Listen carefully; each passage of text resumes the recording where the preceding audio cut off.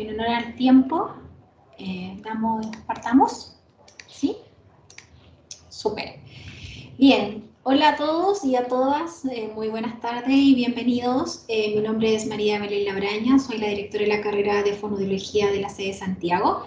Y en esta oportunidad tengo el agrado de iniciar esta hermosa jornada, ampliando los horizontes de la fonoaudiología, una mirada desde la innovación, actividad que realizamos en el marco del Día del Fonoaudiólogo, que se conmemora el día 22 de noviembre de cada año. Desde el año 2020, la carrera de Fonoaudiología de la sede de Santiago ha organizado varias actividades para conmemorar este día, y este año en particular queríamos hacer algo, una jornada más extensiva. Esta jornada va a constar de 4 exposiciones que giran en torno a la innovación de las diferentes áreas de la fonoaudiología, considerando los desafíos que año a año emergen en la disciplina. Hoy, martes 23 en particular, nos acompañará Gisela Malatesta, quien expondrá la temática Intervención mediada por padres. Gisela es fonoaudióloga de la Universidad de Valparaíso, magíster en fonoaudiología de la Universidad de Valparaíso, diplomada en trastornos específicos del lenguaje y desafíos y nuevas perspectivas, y docente de la Universidad Andrés Bello. Luego tendremos el honor de poder escuchar a Jaime Crisóstomo con el tema Planificación terapéutica en el área de voz desde la CIF. Jaime también es fonoaudiólogo de la Universidad de Concepción, magíster en estrategias de intervención vocal de la Universidad del Desarrollo, diplomado en habilitación y rehabilitación vocal y docente en las diferentes casas de estudio de educación superior. Hoy también nos acompañará la profesora Macarena Kreff, ella también es fonoaudióloga, docente del área infanto-juvenil de la carrera, y estará en esta ocasión como moderando la jornada.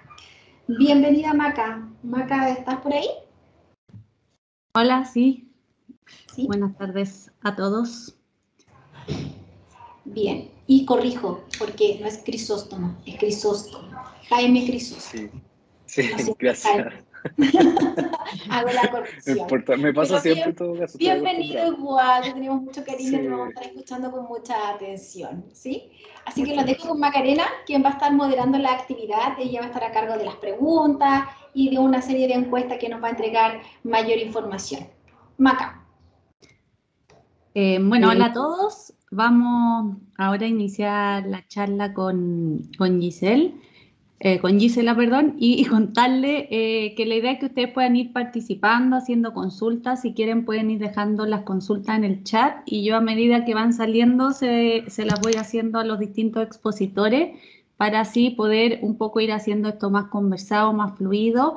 Y en caso que a lo mejor quisiéramos aclarar alguna pregunta, también ahí pueden prender sino su audio y conversar, digamos, sobre el tema.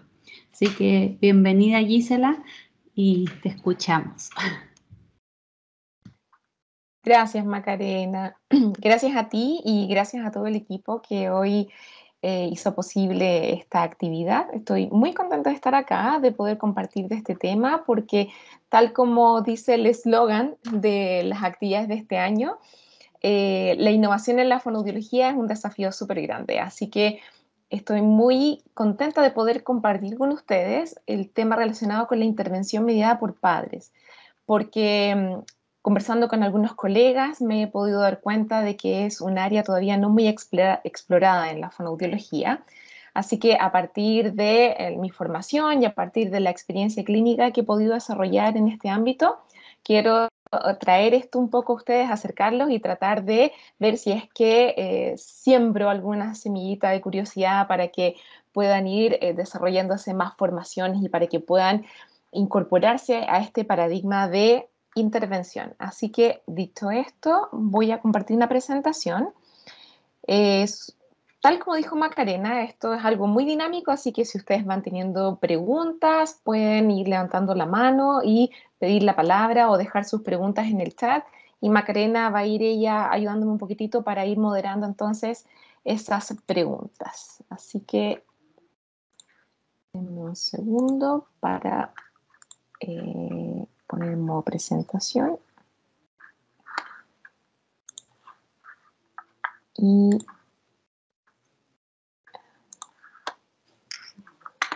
comenzar pronto. Ya.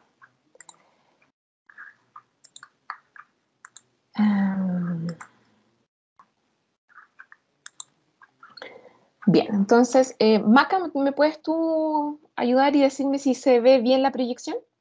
Sí, se ve todo ok. Perfecto. Bueno, entonces, tal como les comentaba de un comienzo, voy a contarles un poquitito de forma muy breve, porque esto es un tema que, como todo en la fonoaudiología, se podría extender mucho, pero creo que con estos fundamentos y con esta información ya hay una base suficiente como para poder comenzar a explorar un poquitito más. Vamos a ver lo que es la intervención mediada por padres, pero su implementación desde la fonoaudiología, porque tal como lo dice su nombre, como enfoque terapéutico, abarca distintas disciplinas. No solamente en la fonoaudiología se puede dar la terapia mediada por padres. Bueno, yo creo que el principio base o la pregunta de donde puede emerger todo este mundo de la intervención mediada por padres está relacionada a cómo nuestra práctica fonoaudiológica se relaciona o se vincula desde una mirada centrada en la familia. Habitualmente nosotros hablamos del trabajo íntimo con los padres.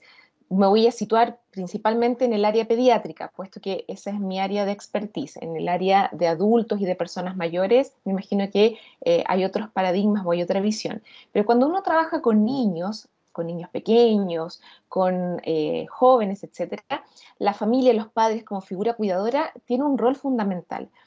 Y papas y colaboradores en el año 2008 y en el año 2015 implementaron una investigación para poder observar qué es lo que pasaba con la terapia fonoaudiológica o la terapia de lenguaje y el trabajo con la familia. Entonces, algunos de sus hallazgos se pueden resumir en lo que les quiero compartir a continuación. Por ejemplo, de la investigación que se desarrolló en el año 2008, de los 277 profesionales encuestados, la mayoría de ellos afirmaba que efectivamente incluía a los padres dentro de lo que era la sesión fonoaudiológica. Sin embargo, no se pudo recabar de qué forma específica incluían a la familia o efectivamente estaban declarando que incluían a la familia. Ahora, cuando se indagó un poquitito más, el 67% señala que involucra a los padres en la toma de decisiones. Sin embargo, solamente un 38% de los especialistas permitía que la familia tuviese una decisión final o algo que decir finalmente respecto a cuáles iban a ser los objetivos de intervención. Sí, los objetivos de intervención que nos han perseguido, que nos persiguen desde el pregrado, nos acompañan desde toda nuestra vida profesional y efectivamente en esta etapa se constató que los profesionales principalmente escogen de forma más unilateral cuáles van a ser las metas de la terapia. El 80% de los profesionales realiza sesiones con los papás que están presentes. Sin embargo, solamente el 35% de ellos incorpora a estos padres de forma activa en las sesiones. Los padres declaran que ellos tienen un rol principalmente de observadores o, comillas, de ayudantes. Es decir, el papá ingresa, la mamá ingresa a la sesión, pero se dedica principalmente a observar lo que hace el terapeuta o a ayudarlo a pasarle cosas, etcétera, a seguir las instrucciones que el terapeuta le da de forma explícita.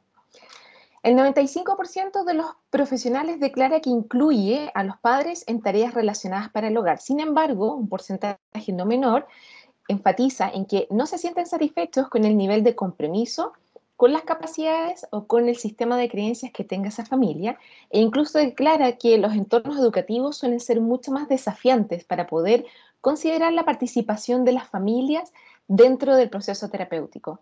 Entonces, estas cifras finalmente lo que expresan o lo que dejan en evidencia es que el fonoaudiólogo o el terapeuta de lenguaje y comunicación, como líder del proceso terapéutico, está guiando o está centrando su intervención principalmente en un paradigma más dirigido por él mismo.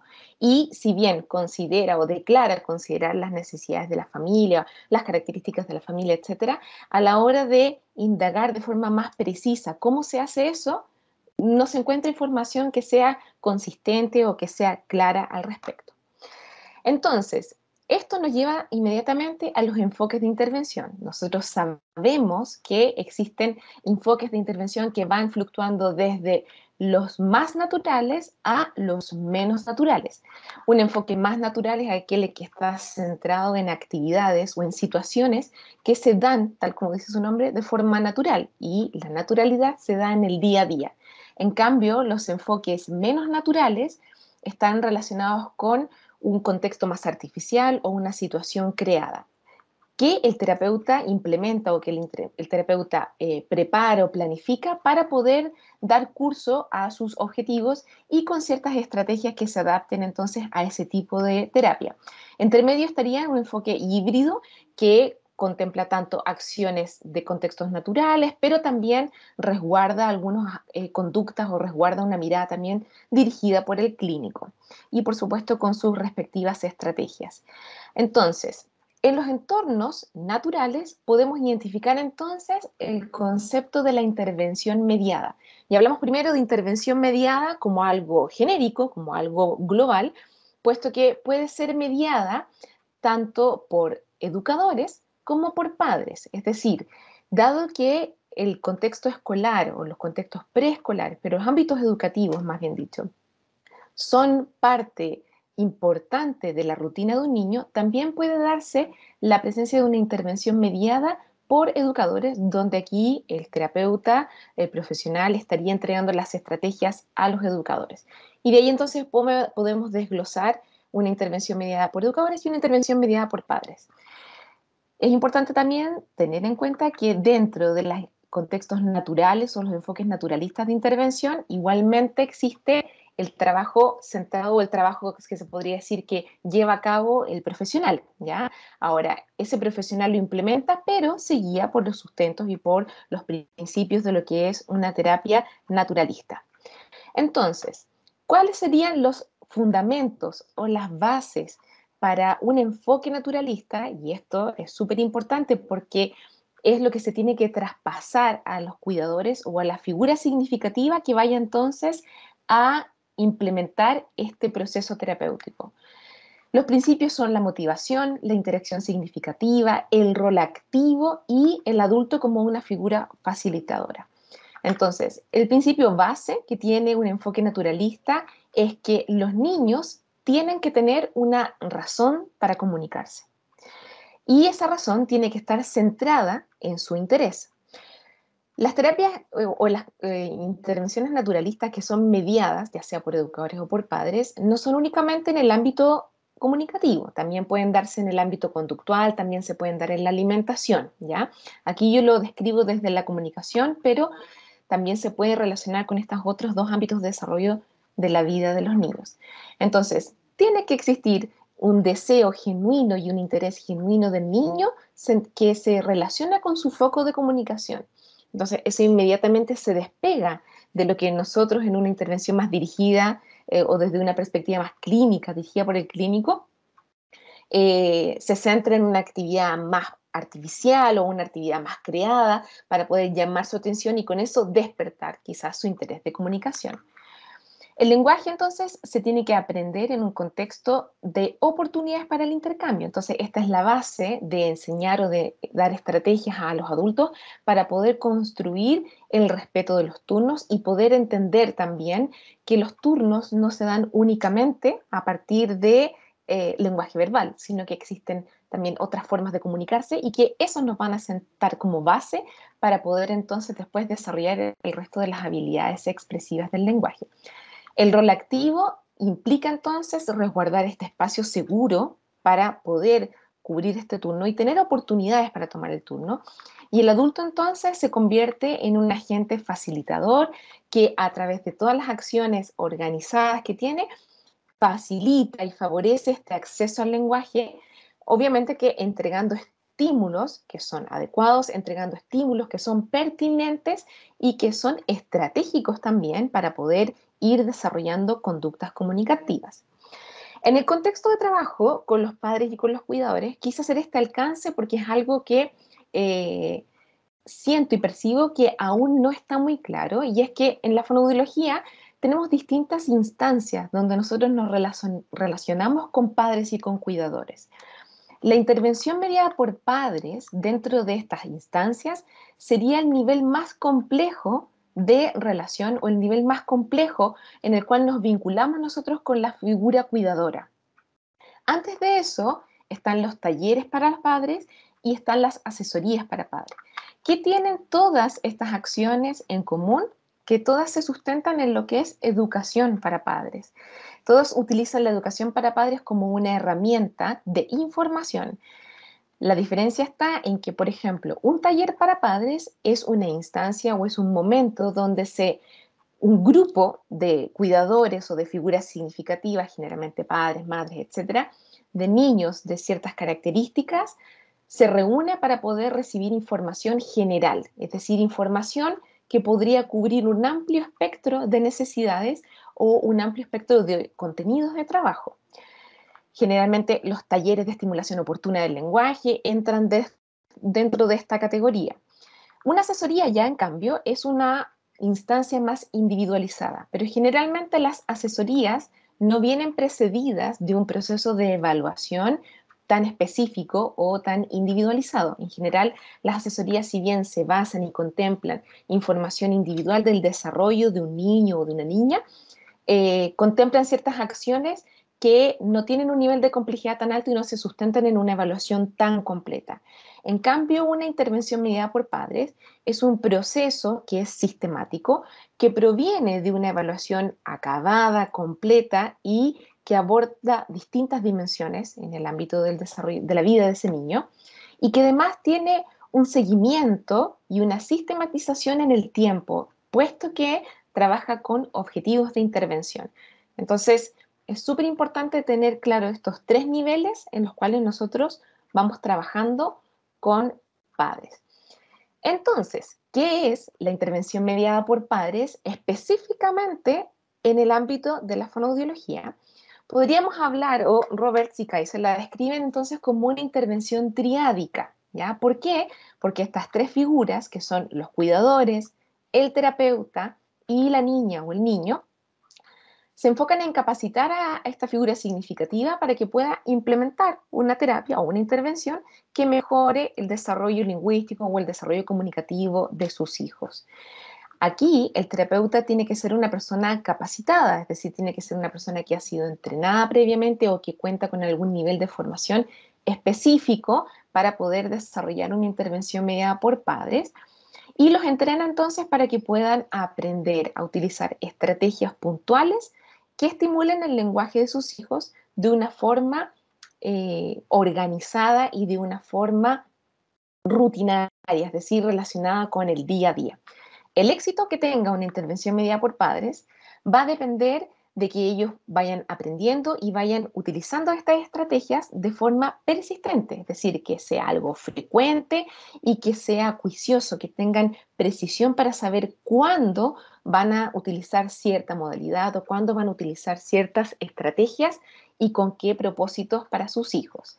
Y por supuesto que el contenido va a ir variando en relación a las necesidades comunicativas, conductuales o alimenticias, dependiendo ya del nivel que nos encontremos trabajando con los niños y con las niñas. Generalmente la intervención mediada por padres ha mostrado su eficiencia en los primeros años de las etapas del desarrollo, entre los 0 y los 5 años principalmente, y también está muy relacionada con las características del desarrollo de los niños. No es lo mismo realizar una intervención mediada por padres en un niño que tenga características de hablante tardío, por ejemplo, o que tenga características de problemas de lenguaje expresivo, comprensivo, a los 2 o a los 3 años, que pensar en hacer una intervención mediada en un niño que tenga un trastorno de sonidos de habla a los 6 años. Ahí la perspectiva cambia, las necesidades van cambiando. Entonces también es importante saber cuándo es el momento para poder planificar este tipo de intervención. Dentro de los programas de intervención mediada por padres, uno de los centros que es pionero para poder implementar este enfoque es el Centro Hanen. El Centro Hanen tiene distintos programas y distintas propuestas que cuentan con un nivel de evidencia bastante alto. Algunos de ellos son, por ejemplo, el programa Más que Palabras, que está diseñado para niños de la espectro del autismo, Hablando nos entendemos los dos, que es uno de los programas también diseñado para niños con, ellos lo describen niños con retrasos del lenguaje, con language delay. Y también existe el programa Target Word, que también es del Centro Hanen, que es específicamente dirigido a hablantes tardíos. Otro programa que seguramente muchos de ustedes han visto últimamente es la implementación de la comunicación social para niños con trastorno del espectro del autismo y con otras dificultades del desarrollo, pero está bastante centrado en lo que es espectro del autismo, que es el programa IMPACT, donde se entrena a los padres para que puedan ser guías activos dentro de la comunicación. Y existen niveles de formación también, niveles introductorios, niveles ya para profesionales. Existen otros programas más, pero esto es como una de la referencia más conocida que les podría dar en este momento para poder situarlos dentro de lo que es la intervención mediada por padres. Y por supuesto que la evidencia también habla y nos informa o nos entrega señas de cómo están funcionando o de cuáles son los resultados que podemos nosotros observar cuando implementamos estos programas. Como les decía, el Centro Hanen con el programa It Takes Two to Talk, que es el programa Hablando nos entendemos los dos, cuenta con un amplio nivel de evidencia en distintos lugares del mundo. Es un programa que se imparte y que se puede acceder exclusivamente bajo la formación del Centro Hanen. Hasta el momento no se imparte por otras agencias que no sean ellos mismos. Tiene un amplio uso en Estados Unidos, en Canadá, en Australia, en Reino Unido, por ejemplo, donde se cuenta con un mayor nivel de evidencia con respecto a los resultados. A partir de este programa o en base a este programa también han surgido otras propuestas, como por ejemplo la propuesta de Buchman y colaboradores, donde también se interviene o donde también se entrega un trabajo o una propuesta de trabajo mediado por la familia para niños dentro de los primeros años del desarrollo, dentro de los 2 primeros años del desarrollo. La intervención mediada por padres, como ustedes ven acá, del año 96, por ejemplo, esta experiencia de Girolamato de estimulación focalizada, tiene bastante tiempo de data. Desde los años 90 ya se están realizando experiencias de intervenciones mediadas por padres, pero sin embargo siempre han prevalecido las propuestas más dirigidas por los clínicos, puesto que quizás nuestra formación se relaciona mucho con un paradigma más directivo, como se podría describir este enfoque. Ahora, dentro de las intervenciones mediadas por padres, hay dos tipos de resultados. Resultados que se dejan ver en el usuario que recibe la intervención de forma indirecta, que sería en este caso el niño o la niña, y también están los cuidadores, las figuras paternas. Entonces, Deveny y Hageman en el año 2017 hicieron una revisión sistemática con un metaanálisis para poder comparar cuáles eran las diferencias que habían entre los resultados obtenidos cuando las intervenciones eran dirigidas por el clínico versus las intervenciones que eran mediadas por padres. Esto pensando en el ámbito comunicativo, es decir, cuando estamos hablando de dificultades del lenguaje receptivo, del lenguaje expresivo, de la comunicación dentro de los primeros años de vida, entre los 2 y los 4 años principalmente. Dentro de los resultados que ellos pudieron analizar, se dieron cuenta que todo este listado que ustedes pueden ver acá, es decir, centrarse en una palabra objetivo específica, trabajar sobre el vocabulario expresivo, intervenir o procurar que aumente la longitud media del enunciado, las habilidades del lenguaje expresivo en términos generales, las habilidades lingüísticas receptivas, la longitud de las frases, el número total o ampliar entonces este repertorio de palabras, el número total de palabras diferentes que se usa, la diversidad fonológica, el aumento en el nivel de inteligibilidad y las habilidades de socialización, todas esas habilidades se muestran beneficiadas en ambos enfoques. Sin embargo, todas las que están marcadas con negrita muestran un mejor desempeño cuando son intervenidas en un proceso mediado por padres. Las únicas habilidades o los únicos ítems que mostraron un rendimiento similar, tanto en intervenciones dirigidas por el clínico como en intervenciones mediadas por padres, son aquellas que se relacionan con el vocabulario expresivo y con las habilidades del lenguaje expresivo. Esas no muestran una diferencia muy significativa entre ambos enfoques. Sin embargo, para todo el resto del listado, el desempeño es mucho mejor cuando la intervención en esos primeros años se realiza mediado por padres. Bueno, ¿y para qué decir las investigaciones que se han realizado bajo el propósito de comparar cuando se hace una intervención mediada por padres versus cuando no se hace intervención?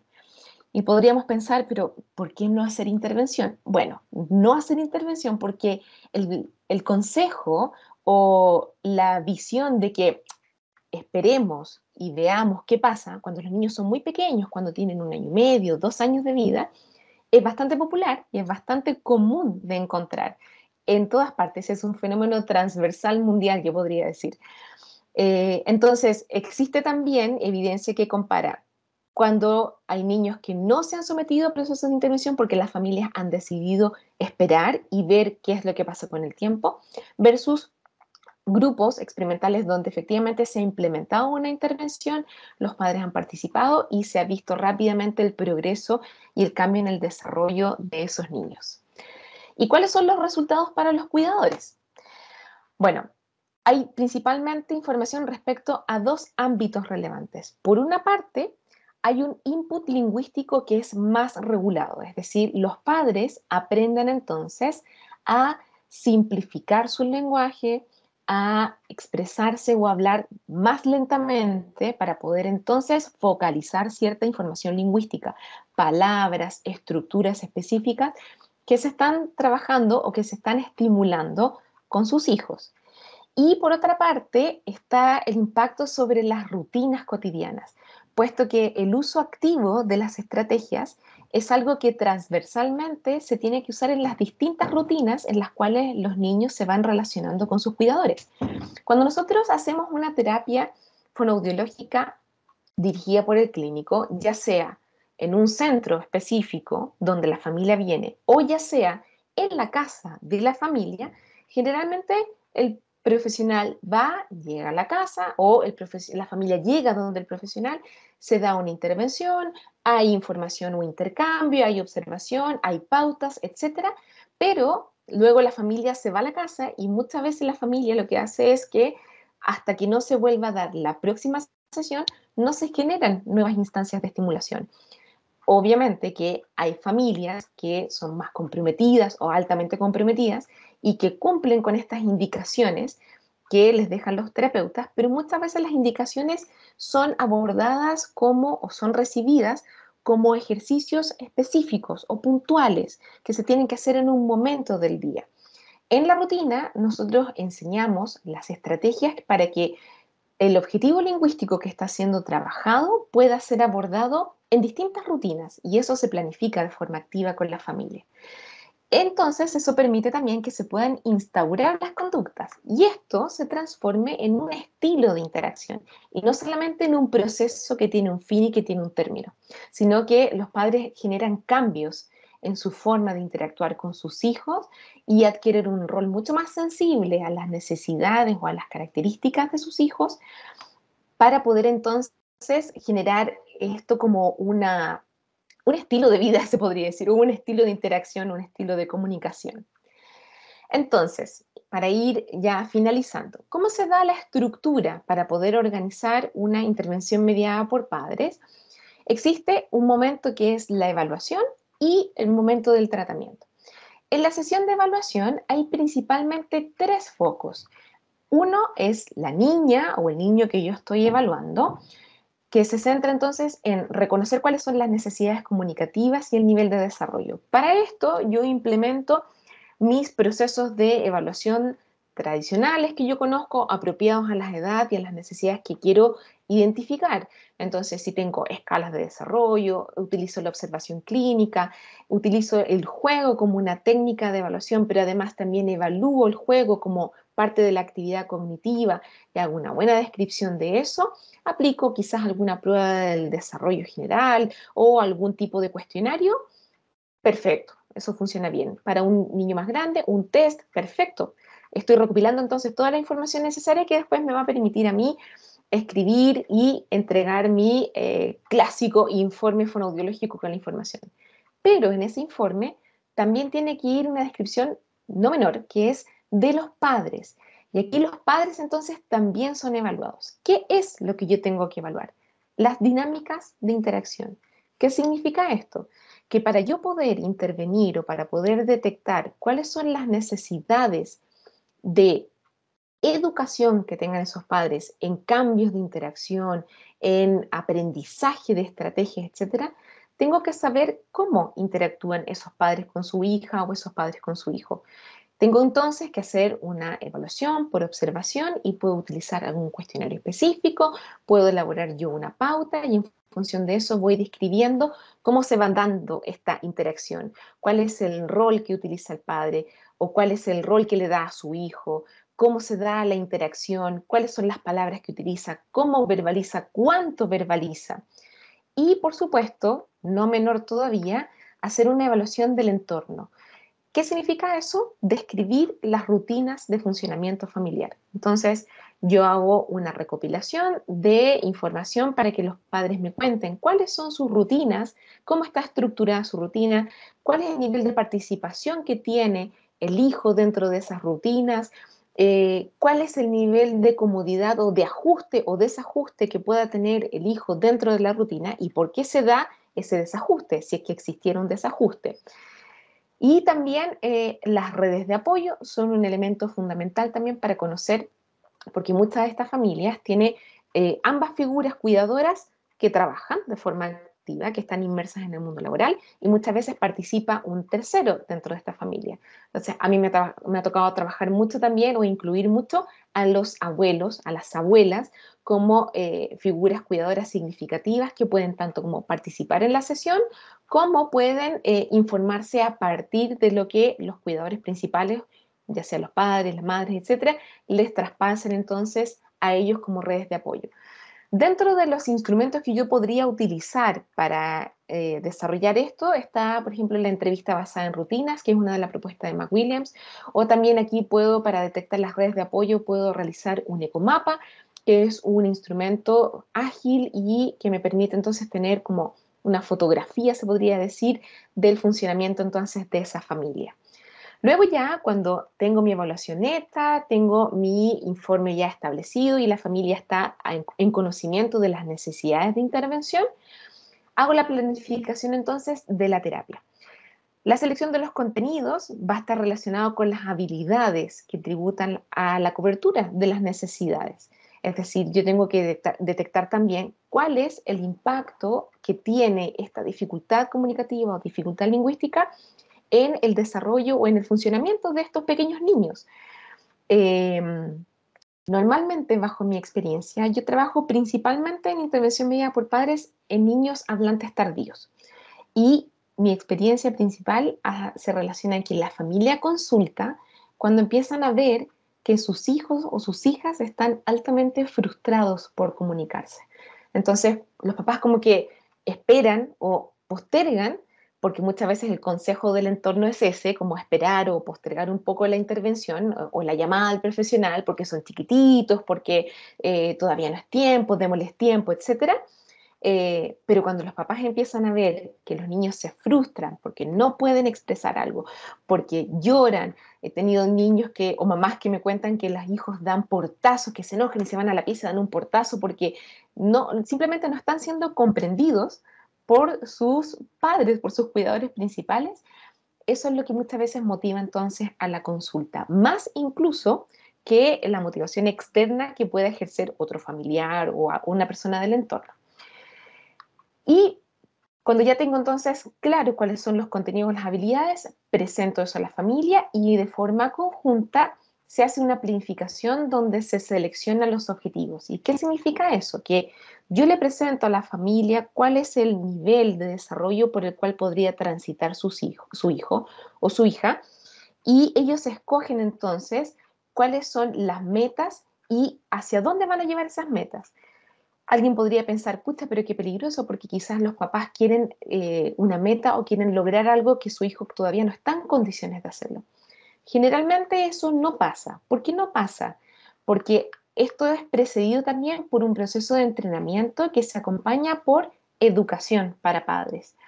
Y esta educación para padres es un proceso informativo. Y aquí viene la parte quizás que los papás no se imaginan cuando uno les cuenta qué vamos a hacer, o cuando yo les cuento por lo menos, este es mi enfoque, así trabajo yo. Ellos dicen, sí, ya, perfecto, todo, pero cuando ven que tienen que empezar a leer, que tienen que asistir a una, comillas, clase y que tienen que ver y revisar contenido, se sorprenden un poco, pero lo asimilan bastante bien porque eso es lo que a ellos los catapulta o los lleva a poder comprender mejor cómo hacer un objetivo, cómo seleccionar una habilidad, cómo implementar la estrategia, que es la segunda parte del entrenamiento y que es la parte vital porque es la práctica, la ejecutiva. Le enseñas tú como profesional a los padres a detectar una estrategia, o más bien a reconocer las características de una estrategia y usarla de forma activa en su rutina cotidiana, en su día a día. ¿Cómo lo haces? Generalmente, una de las estrategias que más yo uso es la observación de videos, ¿ya? ¿Qué significa esto? Que ellos ven a otros padres realizar las acciones y ven a otros padres tener logro con ciertas estrategias. Entonces, yo, por ejemplo, si quiero enseñar la estrategia de modelado, la verbalizo, la enseño con ejemplos, pero finalmente cuando ellos ven el video, les queda claro. En un principio, cuando yo recién empecé a hacer esto, no tenía videos porque no tenía muchas experiencias recopiladas por papá. Entonces, la persona que demostraba esto era yo. Entonces, yo ejecutaba ciertas acciones de juego con sus hijos o en ciertas rutinas, íbamos a la cocina, íbamos al baño, los papás miraban desde lejos y en función de eso ellos iban entendiendo cómo funcionaba una estrategia. Y el video no solamente se utiliza para que ellos vean a nosotros padres, sino que también para que se vean a sí mismos. Entonces, un contenido importante de esta intervención medida por padres es grabarlos a ellos y después revisar junto a ellos ese video, hacer las correcciones, ver cuáles podrían haber sido los cambios, qué pasó, qué hice bien, qué no alcancé a hacer, qué es lo que dije que iba a hacer y no hice, por ejemplo. Entonces todo eso se va viendo y ellos van aprendiendo de forma activa y se van observando también. Algunas mamás, sobre todo las mamás, les da como cosas verse. Quizás puede ser porque las mamás tienden a ser más autocríticas, los papás se entregan un poco más. Y bueno, y las modalidades, esto puede cursarse de forma presencial y no presencial. Como hoy en día la telepráctica, desde el año 2020, cuando comenzó la pandemia, saltó y está como en boga, bueno, desde hace mucho tiempo ya se implementaban intervenciones por teleterapia y existen alternativas también para poder llevar la intervención medida por padres de forma no presencial. El Centro Hanem, por ejemplo, ya tiene certificaciones en la mayoría de sus programas por teleterapia también. Aquí, antes de finalizar, porque luego les voy a mostrar un videíto, les quería mostrar, por ejemplo, una planificación. Esta es una planificación tipo que normalmente yo reviso con la familia. Está basada en Gaspar, un niño de 2 años que en el video que les voy a mostrar a continuación, ustedes van a poder escuchar un testimonio de la mamá y del papá de Gaspar en relación a la experiencia que ellos tuvieron con este enfoque. Y aquí estamos, por ejemplo, en una sesión específica, trabajando con un contenido o con un objetivo, más bien dicho, con una estrategia específica que se llama Target. Entonces, dentro de esta planificación que nosotros desarrollamos de manera conjunta, seleccionamos una actividad específica que sea parte de la rutina de ellos. Por ejemplo, acá dice jugar con caracoles porque el papá de Gaspar se había dado cuenta que últimamente cada vez que iban al patio iban a mirar e iban a jugar con los caracoles, entonces él sentía que dentro de esa actividad que estaba muy relacionada con los intereses de su hijo, había una oportunidad para poder entonces hacer un target. La palabra target que, por ejemplo, se seleccionó es la palabra mira, puesto que ya Gaspar estaba en una etapa donde estaba incorporando más palabras de acción, no palabras concretas, sino que ahora tenía que sumar verbos a su repertorio, que era lo que le iba a dar el pie luego a la construcción de frases, oraciones, etc. Entonces, dentro de esto, yo voy siempre trazando o voy siempre en el fondo poniendo las eventuales situaciones. Gaspar enviaría un mensaje, de qué características, puede ser un mensaje no verbal, y cómo sería ese mensaje no verbal. Entonces se ayuda al papá a anticipar y a darse cuenta y a decir, ah, ya, entonces esto es lo que haría mi hijo, o esto es lo que diría mi hija, por ejemplo. Y eso requiere que los papás sean, dentro de sus primeras sesiones, muy entrenados para aprender a observar, porque aunque parezca difícil de creer, los papás no miran con mucha atención a sus hijos. Los miran porque los aman, los quieren, los encuentran lindos, etc. Pero muy pocas veces se dan cuenta o ponen mucha atención en qué están haciendo, qué están mirando, qué están tocando. Entonces, eso es una de las cosas que se entrena dentro de las primeras sesiones, ya que él tiene el conocimiento y se maneja en esto, entonces es capaz de anticipar cuál sería su mensaje, cómo él va a tomar el turno, cómo tiene que ser la estructura que va a utilizar. Mira un caracol, va a utilizar un gesto, porque el target siempre va acompañado de un gesto, por ejemplo, y cómo respondería entonces su hijo tomando el turno.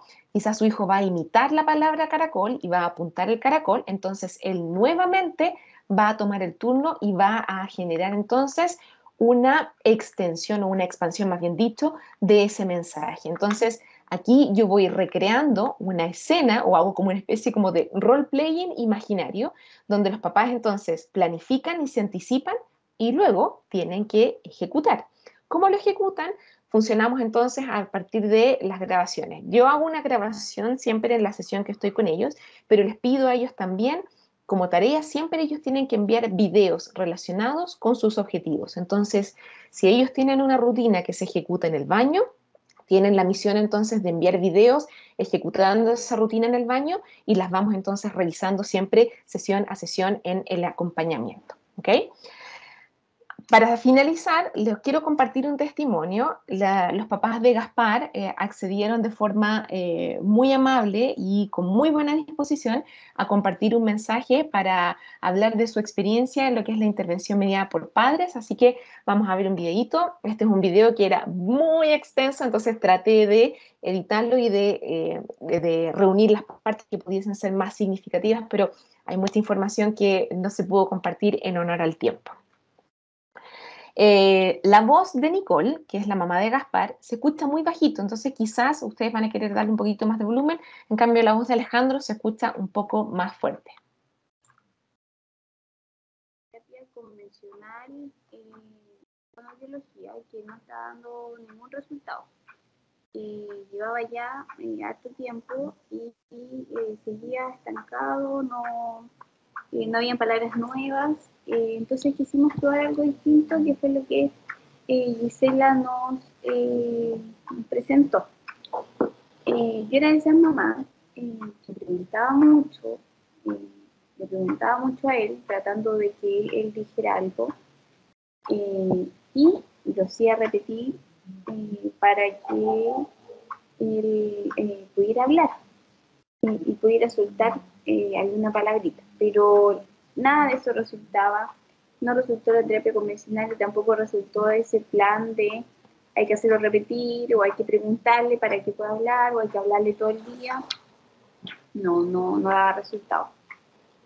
Así que básicamente cuando Gisela llegó y nos presentó este enfoque, claro, al principio nos pareció algo distinto, pero que rápidamente después fue dando resultados. En lo personal, me preguntaba si esto iba a resultar, porque yo como papá, sin tener la experiencia o los estudios en cuanto al cómo hacer una rutina, en qué enfocarme, estaba igual como un poco, siendo asustado.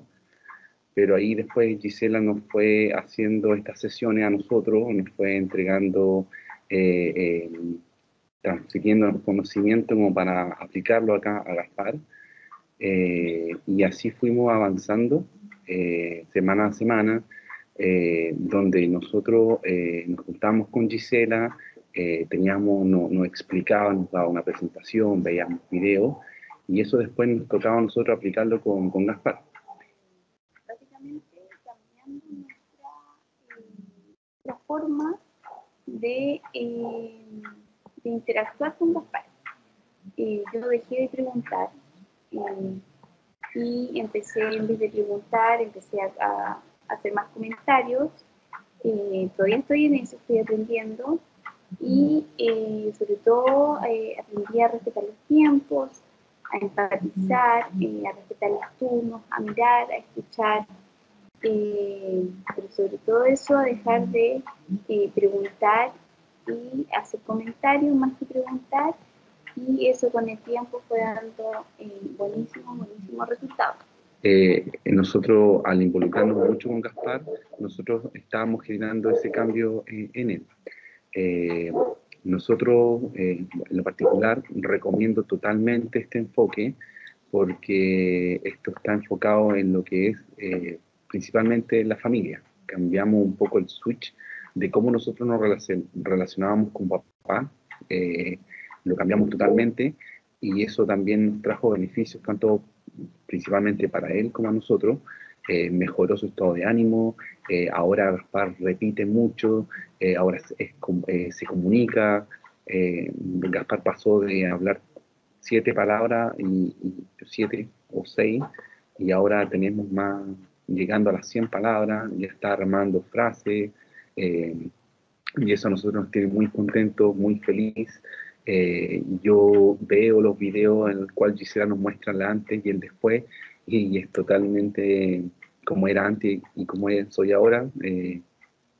Totalmente distinto el trato que yo tengo ahora con Gaspar. Entonces, no tan solo vimos cambios en él, en Gaspar, sino que también nos ayudó a nosotros como papás a cómo nosotros tratar con él sin llevarlo, sin transmitirle la ansiedad que nosotros teníamos o teníamos acumulado en que Gaspar dijera sus palabras.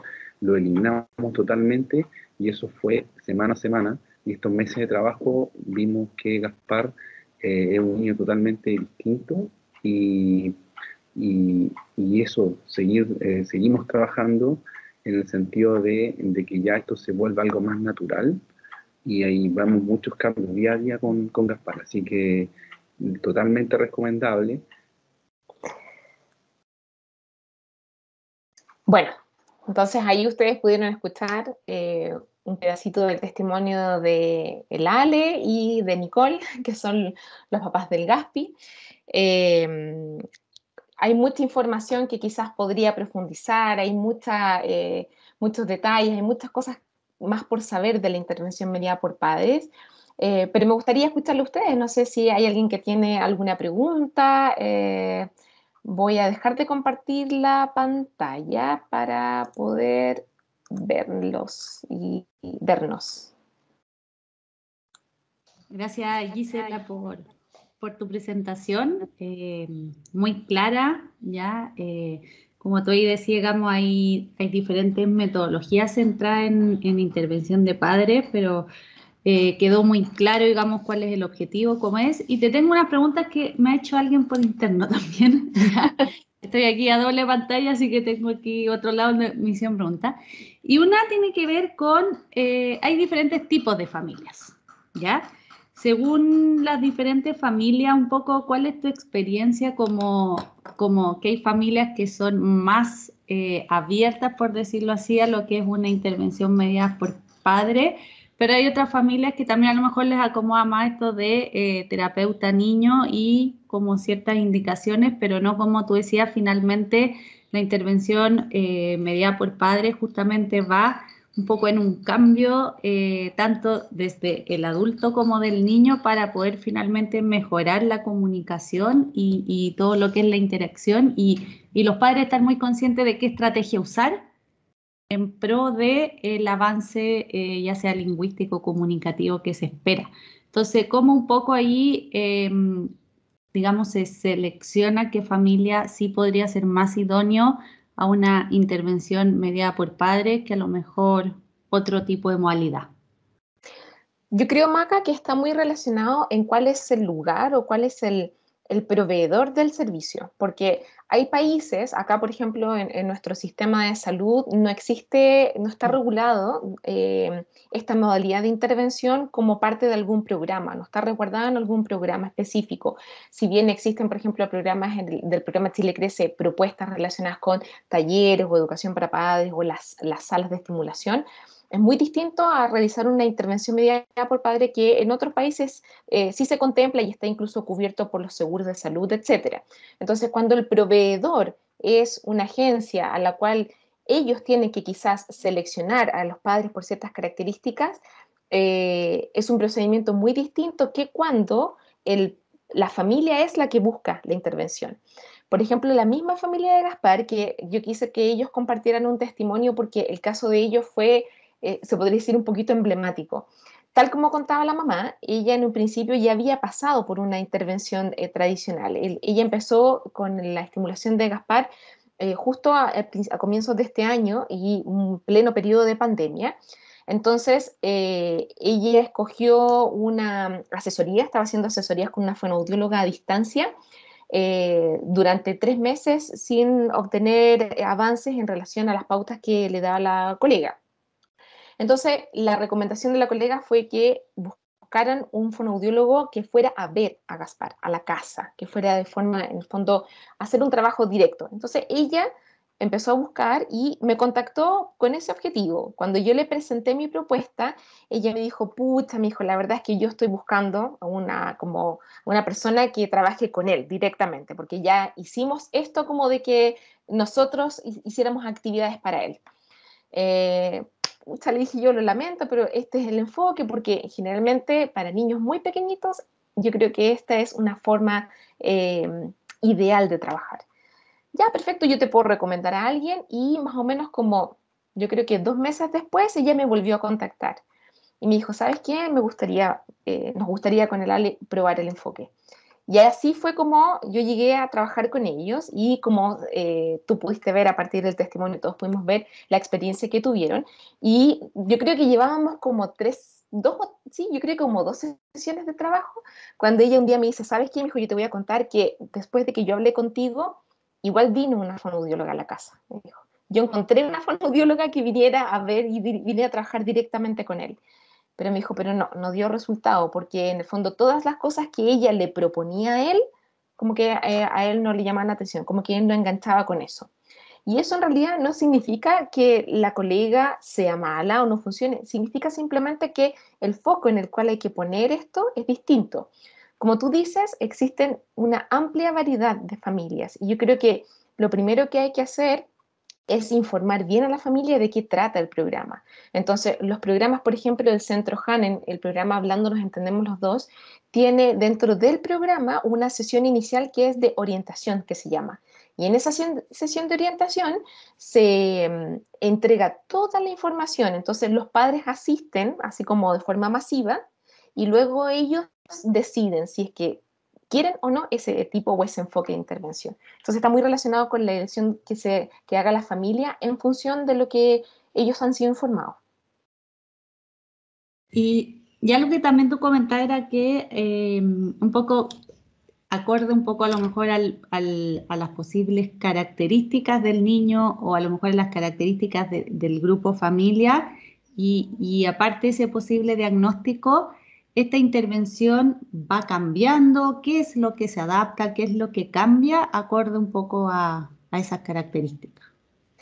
Cada enfoque de intervención va a depender de cuáles son las habilidades centrales en las que se quiere focalizar la estimulación. Entonces, si yo me acojo, por ejemplo, a un programa específico como el Target Word, que está relacionado con hablantes tardíos, voy a contemplar contenidos y habilidades que se relacionan principalmente con el lenguaje expresivo.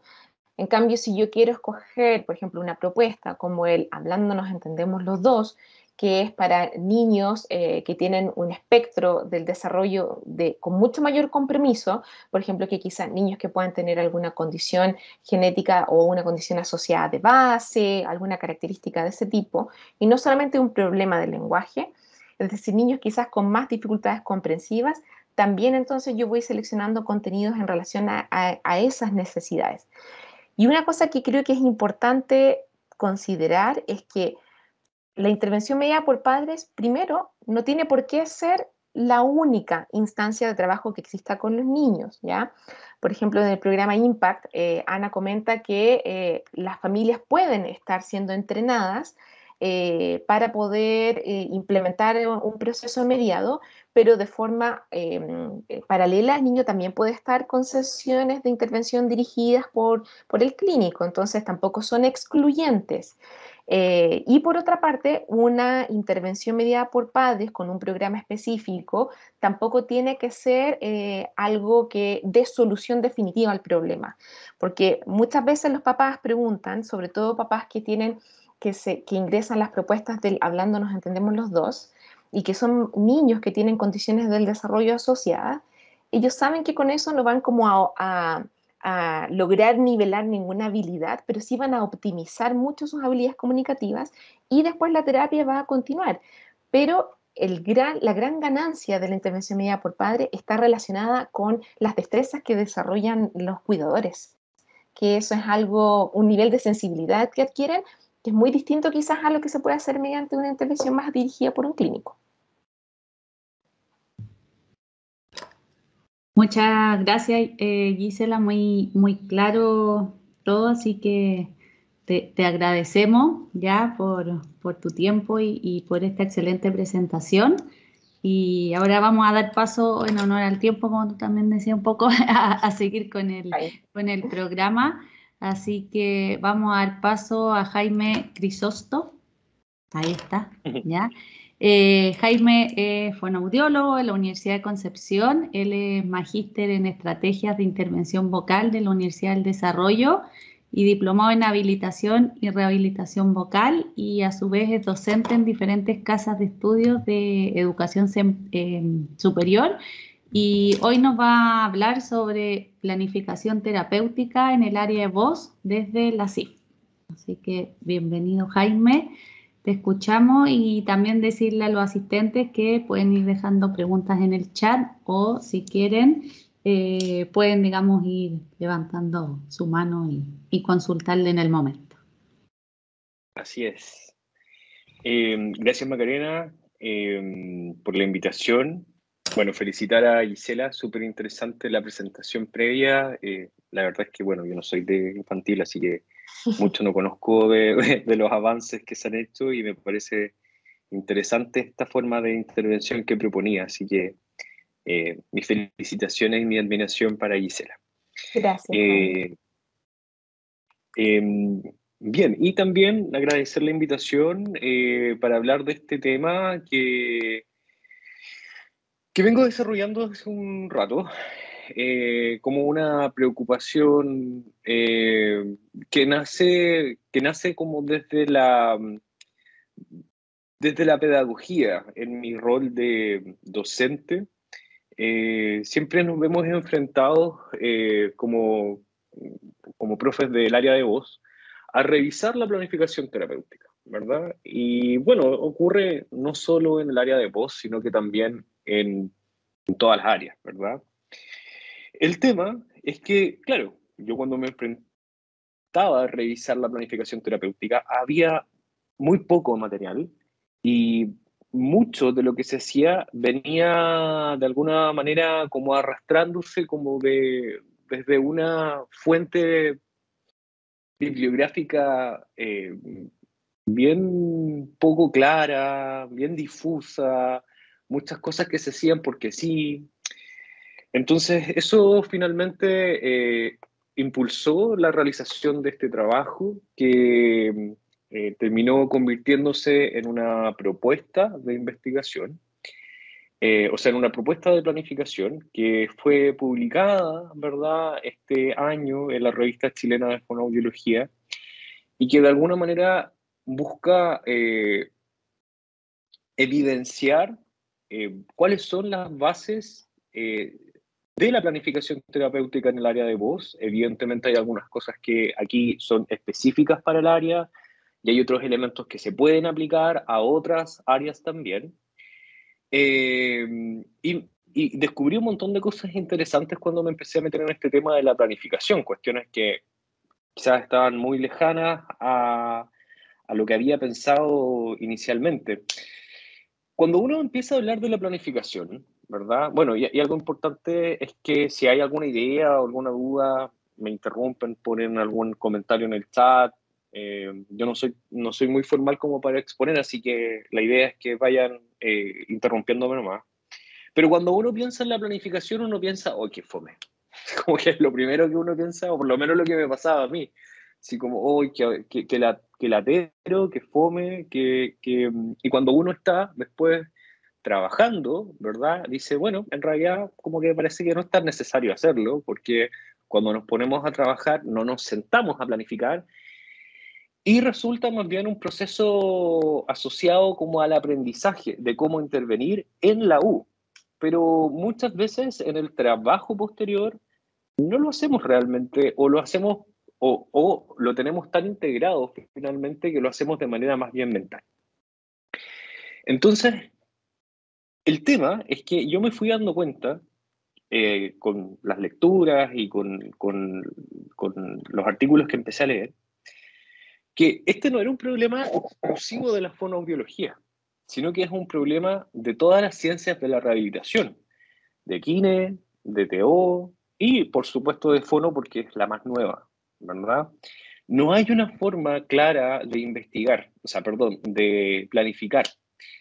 Hay algunas propuestas que se mantienen hoy día todavía en boga y que vienen como de la década de los 60, de 1960, y que todavía se utilizan actualmente. Esto del formato SMART, que está como súper de moda actualmente, no es tan nuevo, o sea, lleva como 30 o 40 años dando vueltas en las ideas asociadas a la planificación. Y también me di cuenta de la importancia que le daban muchas investigaciones a planificar, porque es justamente a través de la planificación que yo puedo asegurar una intervención fonoaudiológica adecuada y coherente con las necesidades del usuario. O sea, en el fondo, si yo no planifico de manera organizada, voy a terminar realizando una serie de una intervención que no tiene orden, que no apunta efectivamente hacia ningún lugar, y eso va a terminar implicando que el usuario puede eternizarse en la terapia, que puede seguir haciendo terapia eternamente sin avanzar, y que yo también como terapeuta me vaya perdiendo acerca de qué es lo que estoy tratando.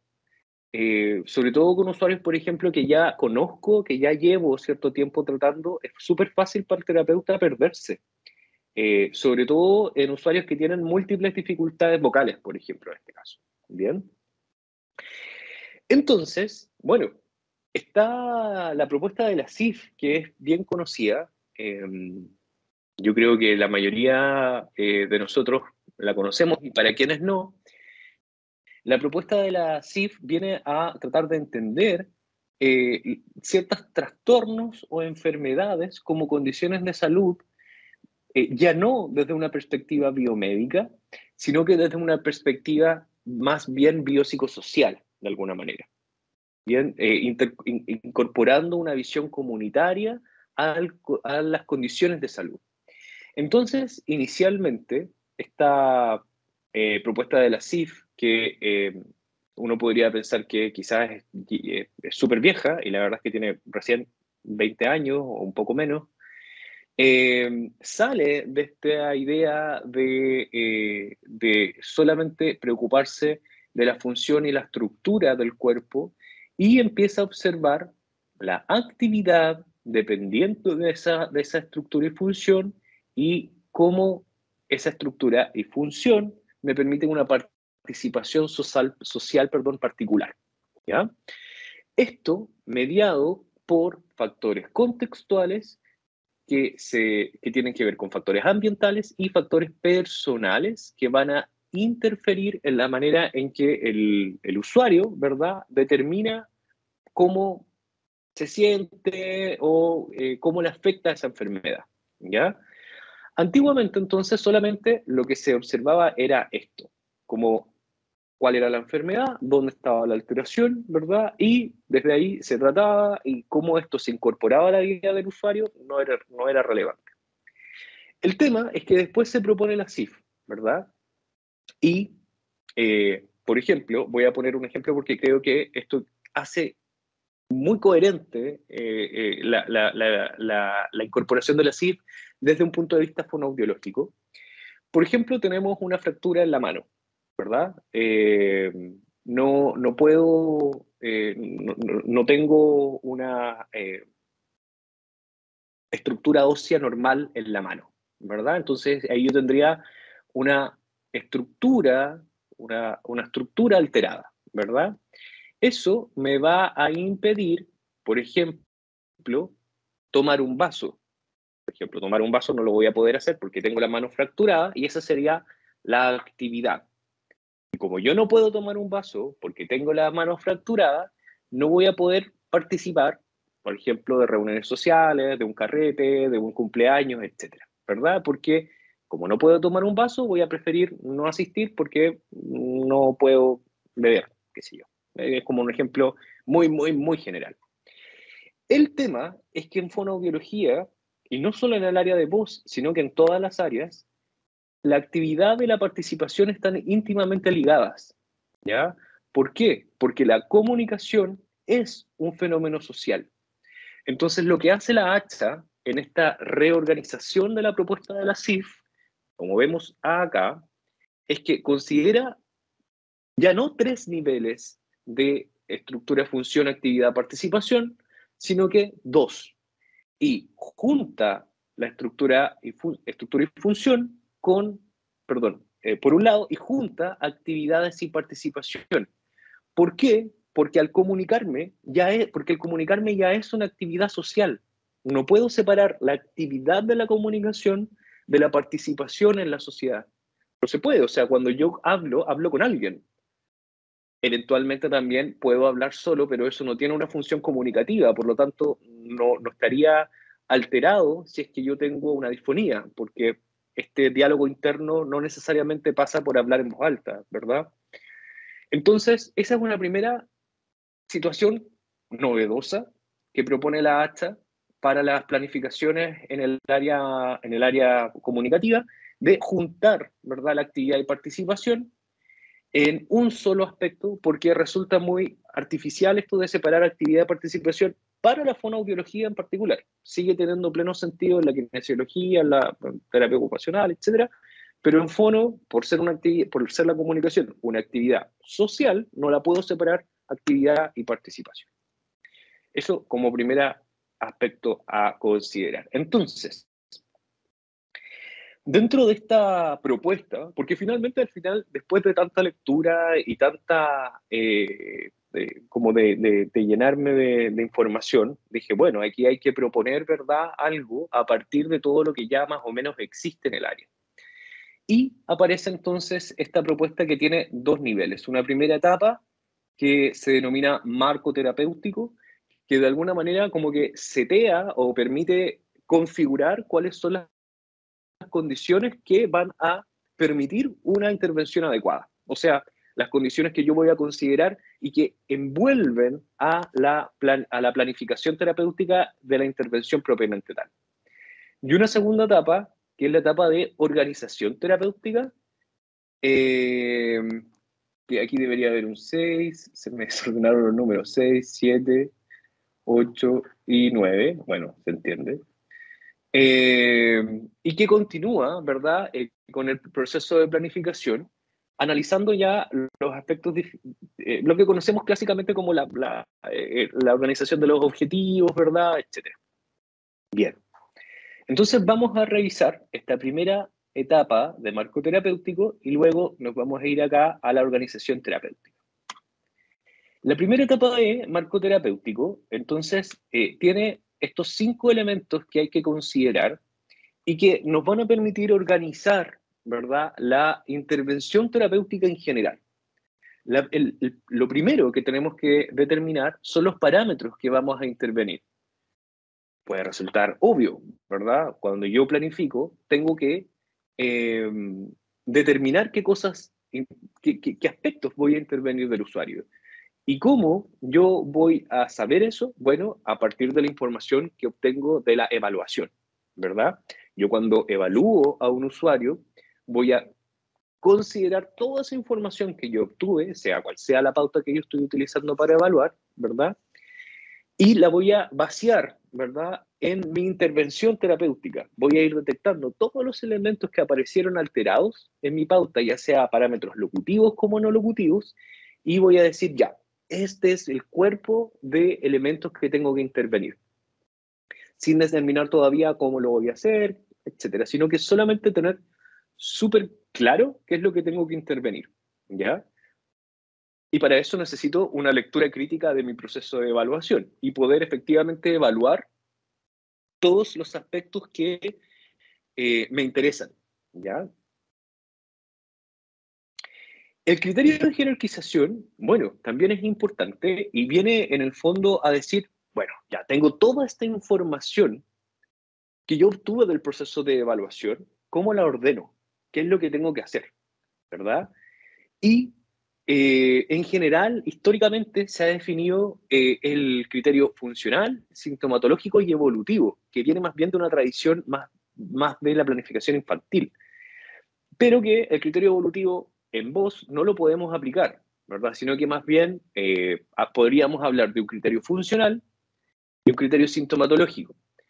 El criterio funcional, que apuntaría más bien a ordenar la información que yo tengo de acuerdo a un criterio funcional para el usuario, que resulta más funcional para el usuario trabajar primero, y lo sintomatológico, que tiene que ver con la severidad de los síntomas, trabajando inicialmente con los síntomas que son más severos y luego ir hacia los otros. El punto es que probablemente en vos los síntomas más severos son justamente los que generan mayor dificultad al usuario. Hay como una coincidencia, ¿verdad? Sería raro que un síntoma que fuera leve generara mucha dificultad funcional al usuario. Por lo tanto, en esta propuesta se propone un tercer criterio, que es el criterio funcional sintomatológico, que viene a decir, bueno, se considera tanto lo funcional como lo sintomatológico para ordenar la información. En tercer lugar, tenemos la orientación o filosofía de rehabilitación. Y acá muchos escritos de las orientaciones o filosofías de rehabilitación. Hay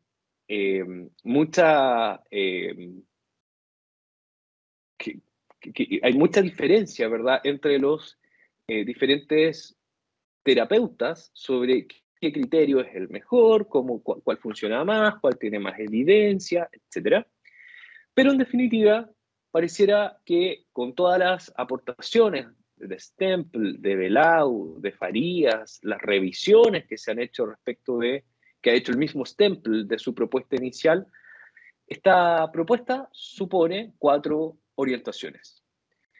Las clásicas, que son la higiénica, perdón, que son la sintomatológica y la fisiológica, que están asociadas a la higiénica, ¿ya? Porque podría ser que en algún caso muy particular hiciéramos una intervención solo de higiene vocal, pero sería algo extraño, ¿verdad? Quizás solamente en una intervención de prevención, en algún taller, ¿verdad?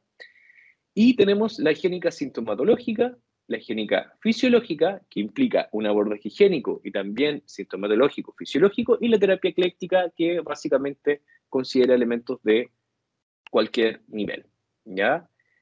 El enfoque terapéutico y el método de intervención propuestos principalmente por Banstan en su propuesta de organización terapéutica, que viene a decir esto de directo e indirecto como enfoque. Ojo, que no es lo mismo que ocurre en otras áreas, que a veces los mismos estudiantes me dicen, bueno, el directo es como trabajar directamente con el usuario y el indirecto es trabajar con los papás, por ejemplo. O también lo que he escuchado del directo es como trabajar en la sesión terapéutica y el indirecto es trabajar como en la casa. No, en la propuesta de Banstan, y es la que recoge esta propuesta de planificación, en el área de voz en particular, el indirecto es todo aquel trabajo que se realiza con higiene vocal y con educación para el usuario de fenómenos anatomofisiopatológicos que les puedan estar afectando, y todo el resto de trabajo vocal, ya sea de parámetros locutivos o no locutivos, cae dentro de lo directo. Y finalmente, algo muy interesante que propone Van Stan y recoge esta propuesta es el método de intervención. El método de intervención tiene que ver con estructuras de terapia que tienen que ver con cómo yo realizo la intervención, en el sentido de que qué rol le doy al usuario para la responsabilidad finalmente que le toca en su proceso de rehabilitación. ¿Qué quiere decir esto? Cuando yo digo que el usuario tiene un método de intervención extrínseco, o cuando yo, elijo un método de intervención extrínseco, digo, a ver, yo voy a guiar la sesión, que tiene que ver mucho con lo que decía Gisela recién, ¿verdad? Que son, por ejemplo, si lo llevamos al área del lenguaje infantil, lo extrínseco, un método de intervención extrínseco, sería estas formas de intervención del lenguaje que son poco naturales, que están dirigidas por el terapeuta, ¿verdad? Que es el terapeuta el que planifica y decide qué hacer. Y en cambio, las propuestas de intervención con un método extrínseco-intrínseco tienen que ver justamente con una intervención más bien compartida, en donde se incorpora una responsabilidad del propio usuario en torno a su autocorrección, en torno a su automonitoreo de la voz, pero también con ayuda del terapeuta. Y lo intrínseco es finalmente el usuario ya solo, de manera autónoma, pudiendo regular su proceso vocal. En teoría, entonces, en la terapia vocal, nosotros deberíamos efectivamente considerar partir la terapia con un método más extrínseco, más guiado del usuario, y ir avanzando hacia un método intrínseco. O sea, tengo que ir cambiando necesariamente el método. ¿Por qué? Porque yo tengo que generalizar lo que el usuario va logrando. Entonces, en ese proceso de generalización, el usuario tiene que ser capaz, ¿verdad?, de hacerse responsable del propio automonitoreo, de la autopercepción, de la autorregulación vocal. Si el usuario no es capaz de hacer ese proceso, el fenómeno de intervención vocal no tiene mucho sentido, porque el terapeuta no va a estar prestándole oreja todo el tiempo para corregirlo, ¿verdad? Entonces el usuario también se tiene que ir dando cuenta, y para eso hay varios métodos de intervención que se pueden utilizar que justamente favorecen lo auditivo, ¿verdad? Y la propiocepción del propio usuario acerca de su propia voz. Bien, entonces vuelvo atrás. Acuérdense que esto era la primera parte, que era como este marco terapéutico que nos decía como estos elementos que contextualizaban la intervención. Y ahora vámonos a esta segunda etapa, que es la etapa de organización terapéutica, para lo cual tengo un monito. Y este monito, que aparece acá, incorpora, ¿verdad?, ya estos niveles de participación activa y el nivel de estructura y función, y los vincula con diferentes objetivos. Voy a explicar de inmediato esto, que tiene que ver mucho, evidentemente, con la CIF, pero primero lo que nosotros tenemos que hacer es realizar un análisis de factores contextuales del usuario, tanto ambientales como personales, para poder determinar cuáles funcionan como barreras y cuáles como facilitadores. Ahora, la pregunta es, ¿cómo lo hago? ¿Verdad? Bien, la CIF no propone un instrumento particular para poder hacer el análisis de los factores contextuales. Y básicamente, ¿por qué no hay un instrumento? Porque los contextos son súper diferentes dependiendo de el lugar, la ubicación geográfica, la cultura, las condiciones personales del usuario, etc. O sea, yo, si me pongo a hacer una evaluación contextual, estoy inventando Jordania, van a haber muchas cosas culturales que yo no voy a poder interpretar adecuadamente, ¿verdad? Por ejemplo, en Afganistán, sí, hay una inatención a las mujeres desde el punto de vista de salud, ¿verdad? De hecho, el otro día había un documental de mujeres que habían sido quemadas por atentados terroristas, y no las atienden en los hospitales. Definitivamente no las atienden porque al ser mujeres son sujetos menos importantes que los hombres y por lo tanto una condición terrible, ¿verdad? Si yo como chileno voy a evaluar a alguien y evalúo a una mujer con mi cultura chilena, digo, ya bueno, sexo del usuario, mujer, perfecto, y sigo atendiendo, pero no voy a ser sensible a las condiciones del contexto. Por eso es muy importante tener lo que se denomina una competencia sociocultural adecuada para yo saber, aquí hay elementos importantes que tengo que considerar. El usuario del campo, la micro en el campo pasa una al día, entonces no puede llegar tan temprano. O, qué sé yo, el usuario tiene esta tendencia religiosa, por ejemplo, no recibe esto de transfusiones de sangre, por ejemplo, y tiene una condición de salud que hace que se empeore cada vez más y por lo tanto, etcétera. Entonces, hay situaciones contextuales que pueden implicar que, que la terapia vocal se vea determinada. Y eso es muy relevante. No tenemos un instrumento único para poder evaluar esto. Hay algunas pautas que podrían servir, eh, pero la herramienta principal es la anamnesis y la entrevista clínica. Y la propia competencia sociocultural del usuario respecto del contexto del terapeuta, perdón, la propia competencia sociocultural del terapeuta respecto del usuario, ¿verdad? Sí o sí, ¿ya? Bueno, una vez que tengo esto claro, súper claro, y lo voy a considerar en mi proceso de diseño de la intervención, ¿ya? Porque obviamente tengo que considerarlo, no hay otra forma de hacer terapia. Si es que yo no considero esto, la terapia no tiene ningún fin, es que voy a plantear mis objetivos generales, y estos objetivos generales, ojo, que están respecto del nivel de participación en actividad. O sea, los objetivos generales deben necesariamente plantearse respecto de contextos que sean relevantes para el usuario, ¿ya? Sí o sí. Tengo que decir dónde va a usar la voz, para qué va a usar la voz, en qué contexto, ¿verdad? Cómo, y tener súper claro cómo la alteración vocal le va a afectar al usuario en su forma de comunicarse, ¿verdad? Y en un siguiente nivel, la formulación de los objetivos específicos, ¿ya? Y la formulación de los objetivos operacionales. Aquí me voy a quedar un poquito, porque estos ya están en un nivel de función-estructura. Más que de estructura, de función. Y esto es importante. ¿Por qué? Cuando nosotros decimos que hacemos intervención fonoaudiológica en el área de voz, es precisamente eso. Intervención fonoaudiológica en voz, no la intervención de la laringe. Y ahí hay un elemento importante. Si bien, evidentemente, sabemos la importancia que tiene la laringe para la producción de la voz, de repente hay algunos objetivos que dicen algo así como que yo quiero que el usuario disminuya el contacto corporal, que reabsorba la lesión vascular, que permita, que genere, qué sé yo, una disminución del hiato longitudinal, etcétera. Pero esos son objetivos que están en un nivel de estructura, un nivel laringio, que yo, como fonoaudiólogo, si bien sé que voy a intervenir, que puedo llegar a generar algún cambio en ese nivel, no tengo cómo monitorearlos en mi terapia fonoaudiológica.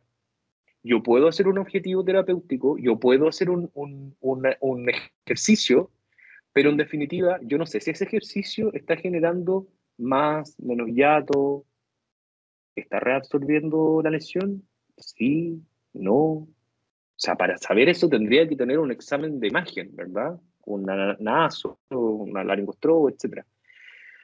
Entonces, mis objetivos tienen que estar planteados a la función. Que el usuario, por ejemplo, en vez de poner el hiato, que no tengo cómo evaluarlo, lo que sí puedo evaluar es la soplosidad que proviene de ese hiato, que yo sé que tiene directa relación. Y la soplosidad sí la puedo monitorear. La puedo monitorear auditivamente, perceptualmente, incluso la puedo monitorear instrumentalmente, grabando al usuario en tiempo real, pudiendo ir midiendo en el mismo PRAT, por ejemplo, si es que la soplosidad está disminuyendo. Entonces, ahí sí puedo generar objetivos que sean coherentes con este nivel. Respecto de los objetivos específicos, van a ser dependientes de la orientación de la rehabilitación. Acá no quiero entrar en tanto detalle, principalmente por también, pero acá lo que yo tengo que determinar es si voy a trabajar con una orientación higiénica, higiénica fisiológica, higiénica sintomatológica o ecléctica, porque los objetivos específicos van a depender también de esta orientación que yo use. Y acá esta forma, ¿verdad?, de planificar bajo el formato SMART. Y aquí voy a ser súper crítico con esta idea de formato. Escucho el micrófono encendido. ¿Alguien quiere hacer una pregunta? ¿No? ¿Sí? ¿No? Bueno, sigo. El SMART, si bien en la literatura en general está planteado como formato, y acá mismo yo pongo en la diapo formato, ¿verdad? El principal problema que tiene el SMART es que justamente no es un formato. Y ustedes me van a decir, pero ¿cómo no es un formato si me dice qué es lo que tengo que decir? Sí, ¿verdad? Los objetivos SMART, quizás no todos están familiarizados o familiarizadas con este formato, me dice que los objetivos, y que esto estamos ya, como se ve acá, en un nivel de objetivos operacionales, deben ser específicos en el sentido de que tienen que mencionar al callo lo que yo quiero trabajar. No puede quedar como muy etéreo. Tengo que operacionalizarlo al máximo. ¿Qué es lo que yo quiero trabajar? Debe ser medible, debe ser alcanzable, medible, esto es muy importante, alcanzable para el usuario, ¿verdad? Relevante para el usuario, es decir, que el usuario también haya tenido de alguna manera un rol relevante en la selección de sus objetivos. Yo no puedo llegar y decirle, ¿sabe qué, señor Juanito o doña Juanita, vamos a trabajar esto? Sino que el usuario tiene que participar de manera activa en la determinación de qué elementos se van a trabajar y cuáles objetivos son los más relevantes, ¿verdad? Y una ventana temporal que generalmente está dada por una sesión, en donde yo voy observando cómo el usuario va generando cambios vocales en una sesión o de sesión a sesión, ¿verdad? Como eso podría quedar más bien organizado respecto del objetivo operacional. Bien, súper claro, súper bonito, el SMART me dice todo esto, pero me sigue sin decir cómo hacer un objetivo. El que yo sepa que un objetivo es específico, medible, alcanzable, relevante y temporal, sigue siendo una idea, una filosofía de cómo hacer objetivos. Pero en términos estructurales, esto sigue siendo todavía muy abstracto. No hay una idea asociada al formato SMART. Entonces, ¿qué pasa? Vemos que hay 20 objetivos, todos dicen que son SMART y todos tienen una estructura distinta, que finalmente eso es lo que termina generando caos, ¿verdad? Porque sí, ok, ya todo sigue esta idea SMART, pero el gran problema de la metodología SMART es que justamente no tiene una metodología de aplicación. Frente a ello, la propuesta se plantea de manera crítica y trata de proponer esta idea, ¿verdad?, de propuesta de cómo generar este objetivo operacional finalmente, y que propone esta estructura de que alguien, el usuario, la usuaria, y eso es muy importante, el objetivo debe estar planteado en términos del usuario, eso es como básico para la CIF también. No es lo que yo voy a hacer como terapeuta, sino que el usuario, ¿qué es lo que debe lograr? Logre algo, ¿qué es lo que tiene que lograr? ¿Ya? Eso algo tiene que ser lo suficientemente específico, ¿verdad? Para poder quedar definido. Y tiene que apuntar a la función, no a la estructura que yo no puedo medir en el contexto terapéutico, ¿verdad? Algo que tenga que ver con la voz, no con la laringe, ¿ya? Yo planteo objetivos que tienen que ver con la voz, no con la laringe. Y los otorrinolaringólogos o las otorrinolaringólogas lo que hacen es justamente lo contrario, plantear objetivos de intervención que tienen que ver con la laringe y que desencadenan efectos en la voz. Pero el trabajo va en sentidos distintos, ¿verdad? Y por eso se complementa el trabajo otorrinolaringológico y el trabajo fonoaudiológico, ¿verdad?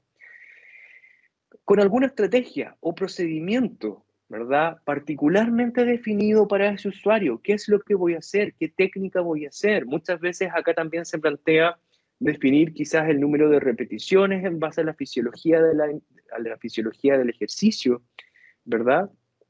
Y con un criterio de logro definido. El criterio de logro tiene que estar. Y el problema en la voz, y con esto ya voy terminando para no alargarme tanto, es que estamos muy acostumbrados a poner esto del 80%, ¿ya? Esta es como la epidemia del 80% en los objetivos, en los criterios de logro de los objetivos, que el usuario logre en un 80%.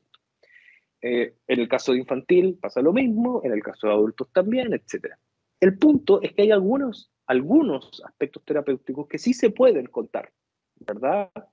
Por ejemplo, si yo estoy haciendo terapia de nominación con un usuario afásico, perdón, le puedo ir mostrando láminas y me va diciendo, yo tengo 10 láminas y quiero que rinda bien en un 80% y esos son 8 láminas de 10, ¿verdad?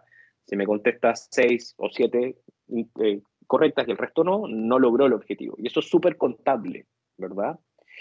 Pero cuando yo me dirijo, me enfoco en el área de voz, y bueno, a todo esto, ¿de dónde proviene este 80%? Proviene de una propuesta terapéutica que proviene de las dislalias, o TCH, ¿verdad? En ese tiempo dislalias, porque es del año 68, me parece. Tengo la cita clara, explícita por ahí, no me acuerdo el nombre de la persona, pero me acuerdo del año, el 68, que propone, ¿verdad?, que en el abordaje terapéutico de las dislalias, insisto, en esa época, podíamos decir que los niños tenían adquirido un determinado fonema, ¿verdad?, cuando eran capaces de producirlo en un 80% de los contextos de las veces producidos, ¿verdad?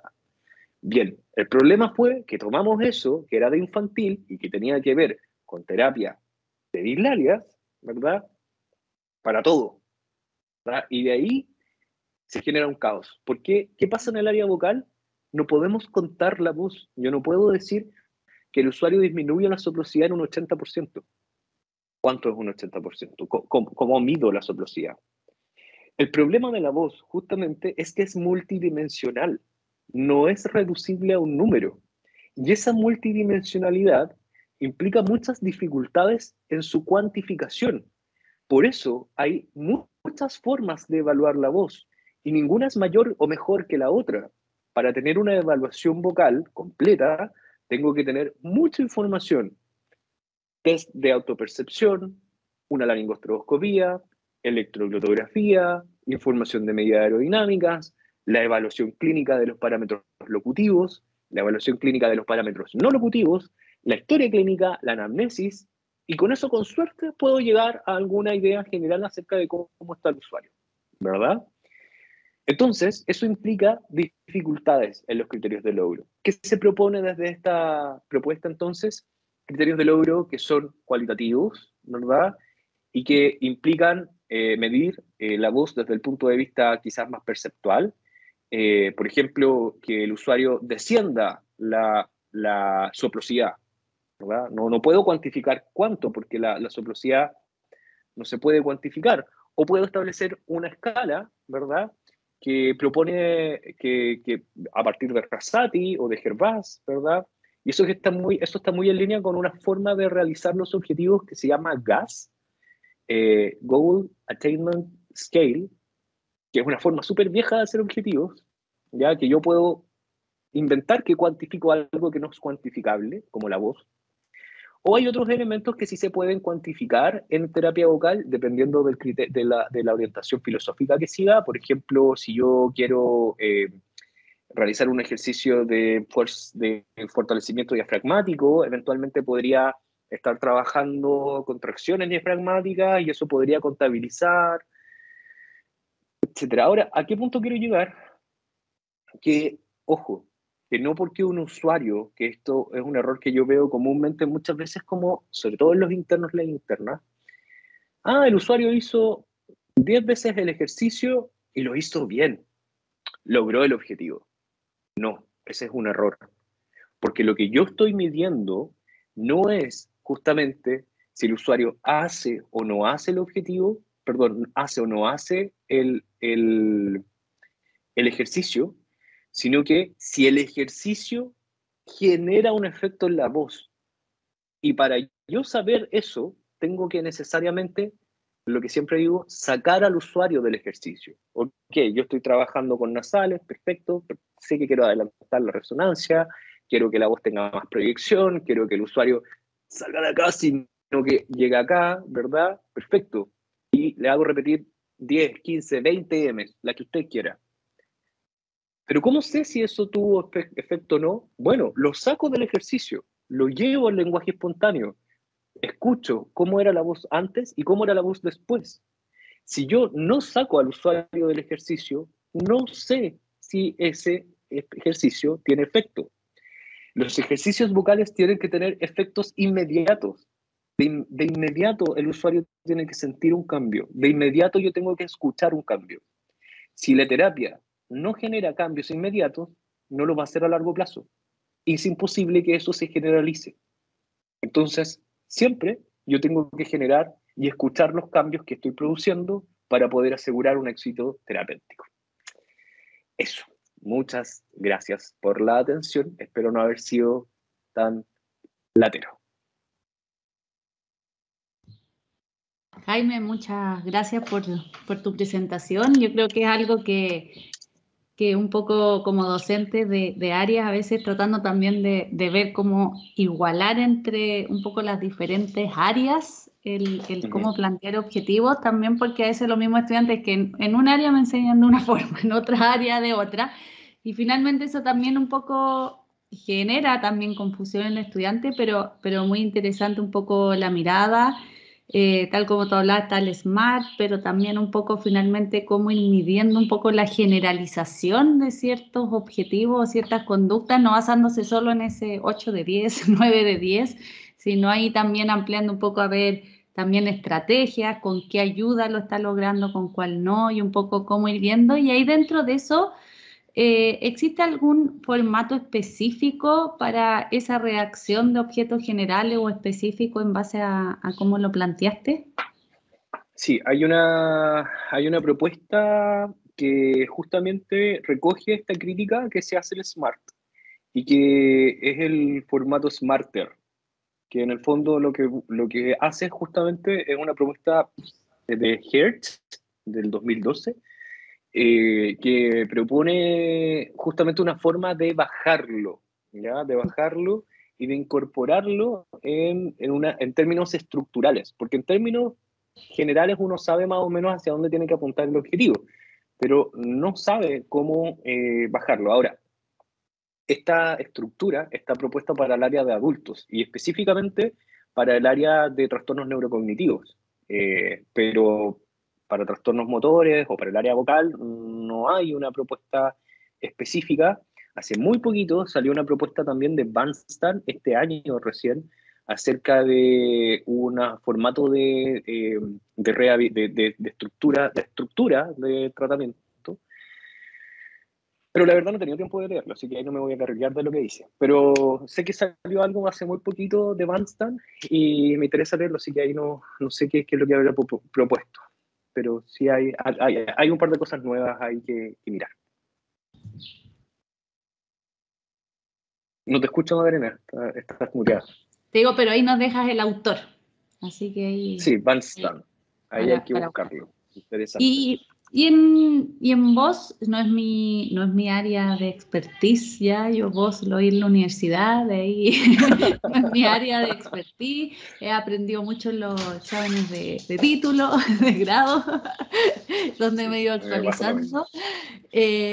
Pero me imagino, en cierto modo, ¿cómo se considera también la intervención o el acompañamiento psicoemocional en este proceso de intervención y cómo también ahí un poco se va viendo a los objetivos, siendo que me imagino muchas veces algo transversal en algunas intervenciones, ¿o no? Sí. Es una súper buena pregunta porque también depende mucho de la orientación filosófica que yo esté ocupando. Hay usuarios, o sea, hay intervenciones filosóficas de terapia incorporan de manera muy laxa y libre esto de poder tratar al usuario en términos psicoemocionales. Y hay otras que son más restrictivas que dicen, no, ahí no se meta, eso no tiene que ver con la voz, esto tiene que ver más bien cómo es manejo psicológico, usted ahí no opine. Entonces, primero, depende de la orientación que yo pueda seguir y eso me va a impactar en la forma de tratarlo. Ahora, efectivamente, las disfonías psicógenas, sobre todo, implican un manejo terapéutico especial que requiere de tener, que requieren tener ciertos conocimientos respecto de la estructura psicoemocional del usuario y que también implican una evaluación adecuada de ese aspecto para poder también saber hasta dónde llegar y cuándo derivar en el caso de que los usuarios tengan dificultades psicoemocionales profundas que estén impactando en la calidad vocal, en donde ya la intervención fonoaudiológica no logre desactivar ese patrón. Yo siempre me acuerdo, yo trabajé un año en PIE, que fue el año que salí de la U, y eso fue toda mi experiencia con infantil. Pero me acuerdo que ahí llegaron las profes del colegio y me dijeron, ¿sabes qué, Jaime? Hay un niño que no habla. Y yo así como, ¿pero cómo que no habla? No, que habla bajo, tiene como una disfonía, me dijeron. Ya, a ver, ya veámoslo. Y me acuerdo de que ese niño, más que evaluarlo, fui a conversar con él, lo llevaron a una sala y él hablaba así. Pero él ponía un pie fuera del colegio, en la calle, y gritaba, y todo bien, sus amigos, en la casa, todo bien, pero él entraba al colegio y hablaba así. Y yo le decía, pero, le pregunté, y me decía, es que yo no quiero hablar acá. Y le decía, pero ¿cómo? No es que y de hecho era súper desafiante porque me decía, yo no entiendo para qué tú hablas conmigo si yo no quiero hablar acá. Es una decisión. Y todo el entorno se había ya adaptado a él, o sea, sus compañeros para las exposiciones, al punto de que él les dictaba como al oído lo que tenían que decir. Y los compañeros hablaban fuerte por él. Entonces ahí había una adaptación también que hacía que se mantuviera ese aspecto. Ahí evidentemente eso ya no era una disfonía, sino que apuntaba más bien a una forma quizás de mutismo selectivo, ¿verdad? Y que tenía que ver con patrones psicoemocionales o una disfonía selectiva, ¿verdad? Como dice, o sea, ahí, claro, ahí la fonoaudiología como que nos queda corta y necesitamos también del apoyo psicológico. Pero siempre me acuerdo de ese caso como desafiante. Sí.